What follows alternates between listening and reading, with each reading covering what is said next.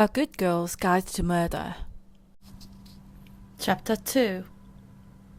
Pip's hands hovered over the keyboard as she strained to listen to the commotion downstairs.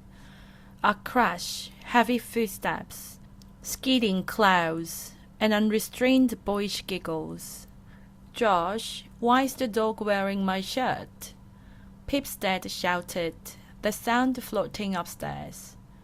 Pip's note laughed as she clicked to save her capstone project log and closed her laptop.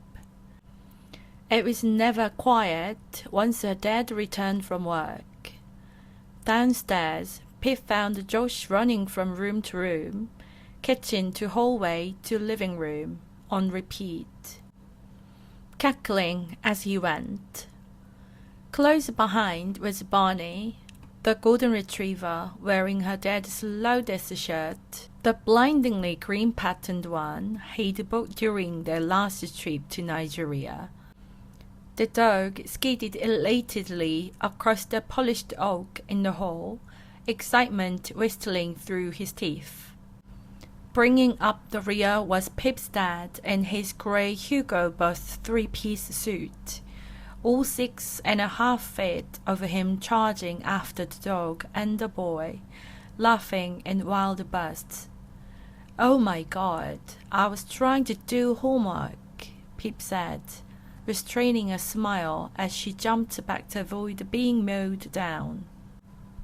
Barney stopped for a moment to headbutt her shin, and then scampered off the jump on Victor and Josh as they collapsed together on the sofa. "Hello, Pickle," her dad said, patting the couch beside him. "Hi, Dad. You're so quiet, I didn't even know you're home." "My Pepsicle, you're too clever to recycle a joke." She sat down beside them. Josie started excavating his right nostril, and Pip's dad batted his hand away. "How were your days then?" her dad asked, setting Josh off on a graphic spiel about the soccer games he'd played earlier. Pip zoned out. She'd already heard it all in the car when she picked Josh up from practice. She had only been half listening, distracted by the way the replacement coach had stared at her, uncertain, when she'd pointed out which of the 9-year-olds was hers and said, "I'm Josh's sister." She should have been used to it by now, the lingering looks, while people tried to work out the logics of a family. Victor, the tall Nigerian man, was evidently her stepfather, and Josh her half-brother. But Pip didn't like those words, those cold technicalities. The people you love weren't calculated, subtracted, or held at arm's length across the decimal point. Victor was her dad, who'd raised her since she was 4 years old, and Josh was her annoying little brother. Her real father, the man who lent the fifth to her name, died in a car accident when she was 10 months old. And though Pip nodded and smiled when her mom would ask whether she remembered the way her father hummed while he brushed his teeth, or how he'd laughed when Pip's second spoken word was poo, she didn't remember him. But sometimes remembering isn't for yourself. Sometimes you do it just to make someone else smile. "And how's the project going, Pip?" Her father turned to her as he unbuttoned the shirt from the dog. "It's okay," she said. "I'm just researching at the moment. I did go to see Ravi Singh this morning, though." "Oh, and?" "He was busy, but he said I could go back on Friday." "I wouldn't," Josh said in a cautionary tone. "That's because you're a judgmental, prepubescent boy who still thinks little people live inside traffic lights." Pip looked at him. "The Singhs haven't done anything wrong." Victor stepped in. "Josh, try to imagine if everyone judged you because of something your sister had done. All Pip ever does is homework. She swung a cushion into Joyce's face, and her dad held the boy's arms down as he squirmed to retaliate, tickling his ribs. As he peep-watched them pray fighting, she couldn't help but wonder whether the things ever laughed like that anymore, or the bells. Maybe laughter was one of the very first things you lost after something like that. Pippa Fits a Movie, July 31st, 2019. Capstone Project Log Entry 2. What happened next in the Andy Bell case is hard to piece together from the newspaper reports, so I have to fill in the gaps with guesswork and rumors until the picture becomes clearer. Hopefully, interviews with Ravi and Naomi, who was one of Sal's best friends, will help. According to what Angela said, the police would have asked for details about Andy's friends early on, presumably after taking statements from the Bell family. After some serious social media stalking, it looks like Andy's best friends were two girls named Chloe Birch and Emma Hudson. Emma Hudson, Sal Singh, and 97 others. View 6 more comments. Emma Hudson: Oh my god, Andy, stop being so gorgy. Chloe Birch: I wish I didn't have to be in pictures with you. Give me your face. Andy Bell: No. Emma Hudson: Andy, let's take a nice one at the next calamity. Need a new profile picture. Writer comment: This post was from almost 2 weeks before Andy disappeared. It looked like neither Chloe nor Emma lives in Fairview anymore, but I will message them to see if they'll do a phone interview. Chloe and Emma did a lot on that first weekend, April 19th and 20th, to help spread the Connecticut State Police's Twitter campaign. #Find Andy. I don't think it's too big of a leap to assume that the police contacted Chloe and Emma either on Friday night Andy went missing or the next morning. What they said to the police, I don't know. Hopefully I can find out. We do know that police spoke to Andy's boyfriend at the time. His name was Sal Singh, and he was attending his senior year at Fairview High along with Andy. At some point on Saturday, April 19th, the police contacted him. Detective Richard Hawkins confirmed that officers had questioned Sal Singh as to his whereabouts the previous night, particularly the period of time during which it is believed Andy went missing. Friday night, Sal had been hanging out at his friend Max Hastings' house. He was with his 4 best friends, Naomi Ward, Jake Lawrence, Millie Simpson, and Max. Again, I need to check this with Naomi next week, but I think Sal told the police that he left Max's around 12:15 a.m. But he walked home, and his father, Morgan Singh, confirmed that Sal returned home at approximately 12:50 a.m.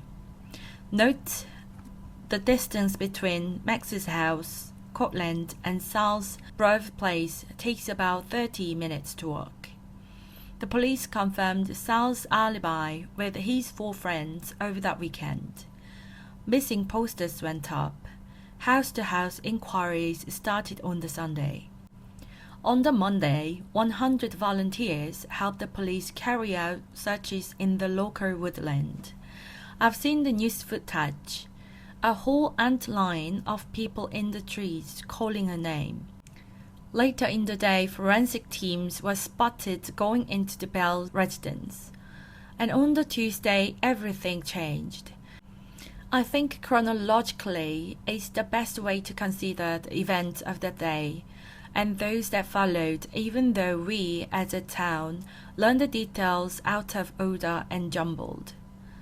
Mid-morning, Naomi Ward, Max Hastings, Jace Lawrence, and Millie Simpson contacted the police from school and confessed to providing false information.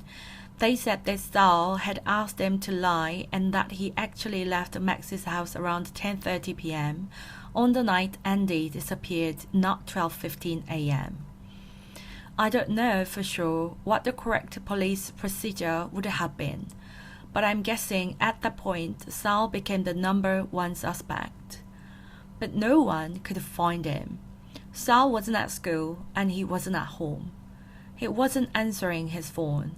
It later came out, however, that Saul had sent a text to his father that Tuesday morning, though he was ignoring all other calls. The press would refer to this as a confession text. Tuesday evening, one of the police teams searching for Andy found a body in the woods. It was Saul. He had killed himself. The press never reported the method by which Saul committed suicide, but by the power of small-town rumor, I knew, as did every other student at Fairview at the time. Saul walked into the woods near his home, took a huge dose of sleeping pills, and placed a plastic bag over his head, securing it with an elastic band around his neck. He suffocated while unconscious. At the police press conference that night, there was no mention of Saul. The police only revealed information about security footage placing Andy driving away from her home at 10:40 p.m. On Wednesday, Andy's car was found parked on a small residential road, Monroe. It wasn't until the following morning that a police spokeswoman revealed the following. As a result of a recent intelligence and forensic information, we have a strong reason to suspect that a young man named Sally Singh, aged 18, was involved in Andy's abduction and murder. The evidence would have been sufficient to arrest and charge the suspect had he not died before proceeding could be initiated. Police are not looking for anyone else in relation to Andy's disappearance at this time. But our search for Andy will continue unabated. Our thoughts go out to the Bell's family and our deepest sympathies for the devastation this update has caused them. There's sufficient evidence. They found Andy's phone on Saul's body. Forensic tests found traces of Andy's blood under the fingernails of his right middle and index fingers. Andy's blood was discovered in the trunk of an abandoned car. Saul's fingerprints were found around the dashboard and steering wheel, alongside the prints from Andy and the rest of the Bell family. The evidence, they said, would have been enough to charge Saul, but he was dead, so there was no trial and no conviction, no defense either. In the following weeks, there were more searches of the woodland areas in and around Fairview, searches using cadaver dogs, police divers in the river. Andy's body was never found. The Andy Bell missing persons case was administratively closed in the middle of June 2014. 18 months later, a court order was filed and Andy Bell was declared dead in absentia based on the circumstances surrounding her disappearance. Andy Bell's death certificate was issued. Despite her body never having been located, she has now been legally declared dead. After the ruling, the district attorney said, "The case against Sally Singh would have been based on circumstantial and forensic evidence. It is not for me to state whether or not Sally Singh killed Andy Bell. That would have been a jury's job to decide. And even though there has been a trial, no conviction by a jury. Even though Saul never had the chance to defend himself, he's guilty. Not in the legal sense, but in all the other ways that truly matter.